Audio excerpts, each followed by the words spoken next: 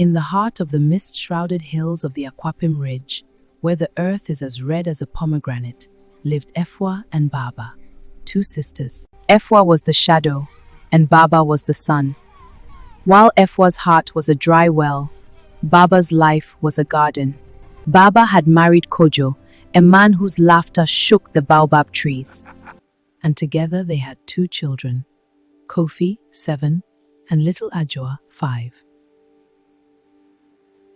Jealousy did not come to Efwa like a storm. It grew like a strangling vine. She watched Baba's gold-threaded kente cloth, the way Kojo pressed his forehead against Baba's in the evening glow, and the way the children clung to their mother's knees like vines to a trellis. Efwa didn't just want what Baba had.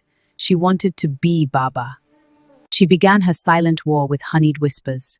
She fed Kojo bitter herbs and told him they were for strength, while whispering that Baba was meeting a secret lover by the river. To the children, she told stories of a mother witch who looked like their mother but meant them harm. Slowly, the house grew cold. Kojo began to look at his wife with eyes of flint. Kofi and Ajua, once so tender, began to hide when they saw Baba coming, their 5- and 7-year-old hearts poisoned by Efwa's nightly tales. One evening, under a sky bruised with purple clouds, Efwa led Baba to the great cliff of Obo, a place where the wind howls like a lonely spirit. Efwa, lying, pointed towards the jagged edge. The children are there, Baba. He ran toward the precipice. Baba ran, her heart drumming against her ribs. But at the edge, there were no children. There was only the dizzying drop and the cold breath of the abyss. She turned to find Efwa standing there, her face a mask of stone. Efwa? Baba whispered, the wind whipping her head wrap. They don't love you anymore, Efwa said, her voice devoid of sisterly warmth. Kojo sleeps with your scent on the pillow but hears my voice in his dream. The children look for me when they cry. You are a ghost in your own home, Baba. It is time you became one in truth. Efwa stepped forward, her hands outstretched. Baba fell to her knees, her fingers digging into the red clay. Please, my sister! Baba sobbed, the spray of the waterfall below misting her face. For the sake of our mother's milk, take the gold, take the house, but let me see my children grow. Do not take my breath! Efwa looked down at her, her eyes reflecting the darkening sky. I am not taking your life, Baba, she whispered, leaning down to give her sister a final, terrifying shove. I am simply stepping into it. Your husband, your children, your very breath, it all belongs to me now. With a final cry that was swallowed by the roar of the wind, Baba fell. Efwa watched until the colorful fabric of Baba's dress disappeared into the white foam of the river far below. Efwa straightened her spine and smoothed her hair. She walked back to the village, adjusting her wrap to mirror the way Baba wore hers. When she reached the house, Kojo was standing at the door. Where is Baba? He asked, his voice weary. Efwa smiled, a soft, practiced smile that reached only her lips. She has gone away, Kojo. She said she couldn't bear the weight of this life anymore. But don't worry. She reached out and touched his hand, the same hand Baba had held that morning. I am here. I will always be here. From the shadows of the doorway, Kofi and Ajua watched. They didn't cry. They were too afraid. They looked at the woman who looked like their mother, but whose shadow on the wall was long, jagged, and shaped like a thorn. The sun had set, and the shadow had finally taken the light. For 3 years, Efwa lived as a queen in a hollow castle. She wore Baba's gold, slept in Baba's bed, and spoke with Baba's soft inflection. But the house remained cold. Kojo became a silent ghost of a man, haunted by a grief he couldn't name. And the children grew thin and quiet, their eyes reflecting a wisdom far beyond their 10 and 8 years.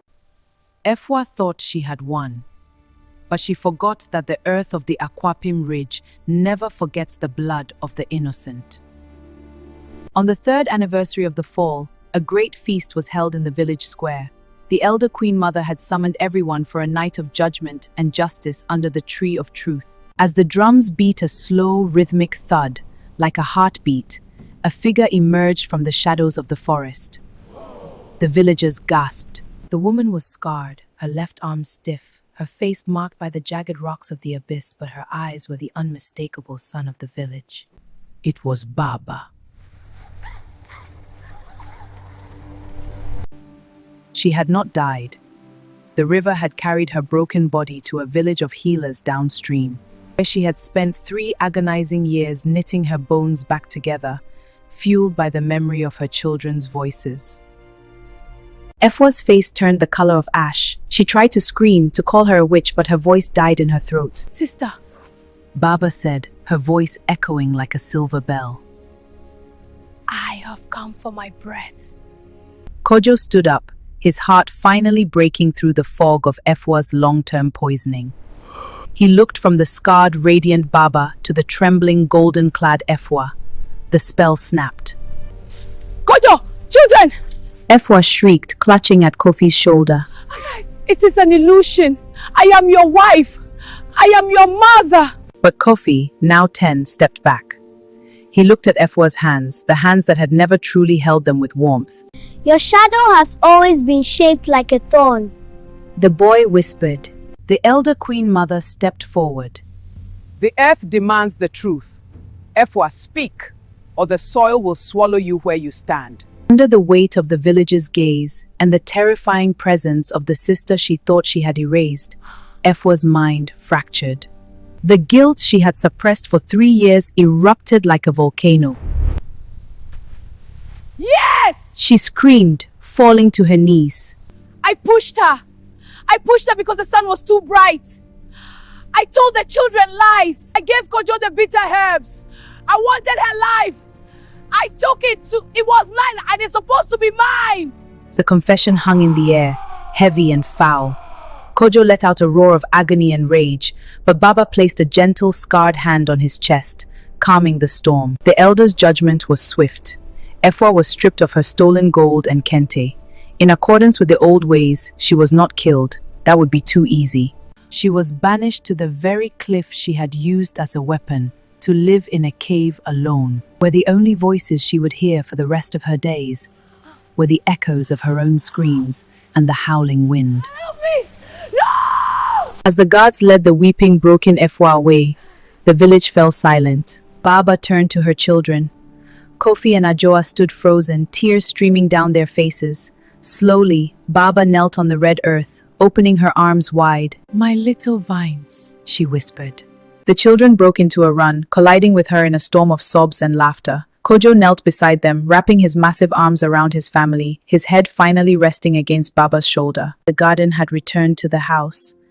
The shadow was gone, and though the sun bore scars, it shone brighter than it ever had before. The ridge was silent, the ancestors were appeased, and the sisters were no longer two. Only the one who chose love remained.